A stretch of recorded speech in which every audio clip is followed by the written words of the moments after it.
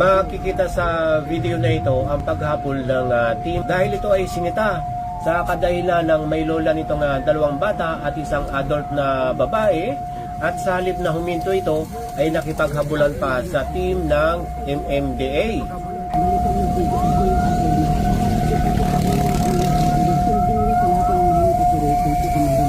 At makikita rin natin dito sa video na hindi talaga hihinto or hindi pa uhuli itong driver ng motorsiklo.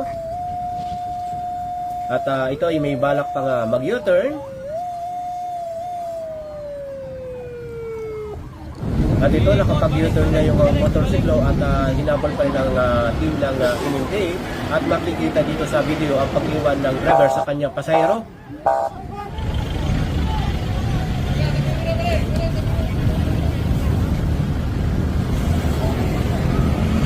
Malalaman.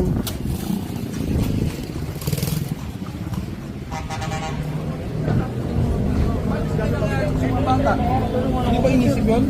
Hindi ba naisip yun? Pinatapakit ko lang ng misis mo, ayaw mo tumabi. Kanina, pinapag-usapan ka tumabi, di ba? Anong ginawa mo? Kahit na wala kang lisensya, kahit na wala kang lisensya, pinag-uusapan natin doon, buhay ng dalawang anak mo sa kalakasawa mo. Magpapahabol ka sa amin ng gano'n? Ano ba may nangyari sa inyo? Pinapatid namin para magpa-check up. May sakit pa pala tapos gano'n ka. Wala ka lisensya, di ba? May kapit mo yung motor mo. Kasaan? Kasaan? Kasaan yung motor? Ayun. Yan, ano pa rin? Ano ba kumuha mo yan? May kapit naman eh. Yung dalawang masakay mo. Sino magalang po? Asawa ko po, tapos ano kanina? Yung anak ko po ito.